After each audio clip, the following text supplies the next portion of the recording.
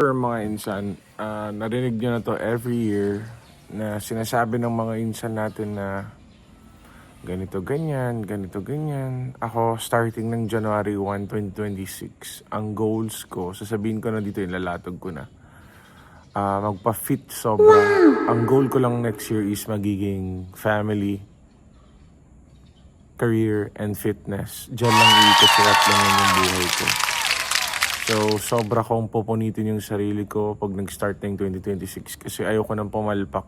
Parang ito na yung bagong reset button ko na, okay, I won't fuck things up because usually this year naging sobrang stressful. Ang daming mga naging ahas na akala mo kaibigan nun na natanggal na sa buhay mo ngayon, which is thankful pa rin ako. For sure, ang daming naka-encounter nun. Kasi this year, ang daming nagsasabi rin sa akin na mabigat. Oh, yes. Yung ganito, ganyan. Kasi nga, Year of the Snake. Magpapakita yung totoong snake sa buhay niyo this year. So, next year, wag niyo na silang isabay sa buhay niyo. Tsaka, yung mga forgiveness na i-ask sa inyo, wag niyo nang bigyan ng second chance. It's not being insensitive or whatsoever. It's pagiging, nasa self-respect ba? Puta. Self-respect. So, yun mga insan.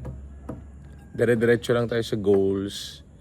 Focus lang tayo sa mga plano sa buhay. Akin yun lang tatlo, family, career, and fitness. After nun, wala na. Kung ano man yung mga magbubukas na pintuan para sa career ko, papasukin ko na. Sinasabi ko ng mga insan, wala na akong atrasan, lahat kukunin ko na to. Kasi hindi na ako bumabata, tumatanda na ako. Dadating yung panahon kung kailan magre-retire na rin yung magulang ko. Tapos kailangan ko na rin silang, alam mo yun, financially. Though kaya naman, pero still gusto ko yung sobra-sobra na. Kaya next year yan lang gagawin ko. Pamilya, karera ng buhay, career, tapos fitness. Sobra na magiging fit na Mumbai yan. Putang na. Ako mga insan, balak ko talaga this year. 2026, sobrang fit. Yung sobrang rip. Yung tipong nakaupo lang dito, tapos ugat-ugat to. So laki ng forearm ko, yung ganun. Tipong tatanggalin ko yung bigla yung t-shirt sa harap. Ngayon, nahihiya pa ako. Medyo obese pa eh. Pero pag yung ganong feeling, yung tatanggalin ko yung t-shirt sa harap nyo. Tapos, gaganon ko yung pandesal. Ay, nako. Ngayon, one pack pa eh. Baby, family pack pa to.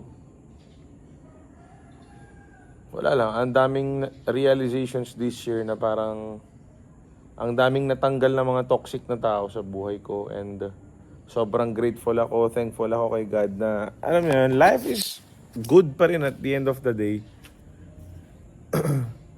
I've met people nung way 2023, 2024, akala ko, shit, ito na yun. This is it, this is my people. This is my hood. This is my family outside my family. Pero di pala. If you have a big circle, mga insan, magtaka ka na, tangina. Plastikan lang kayo dyan. If you have a small circle, that's a real circle. Lahat ng mga toxic, mapang-asar, mapanglait na kaibigan mo, puta, tanggalin mo na yung mga yan. Wala kang mapapala sa life, mga insan. Ang buhay kasi ngayon is, tell me who your friends are, I'll tell you who you are. If kasama mo lagi nakaupo mga tambay lang dyan, tambay ka lang din buong buhay. Kung pipili ka ng yung circle mo na umaangat kayo lahat sama-sama, negosyo, yun dapat, yun ang legit.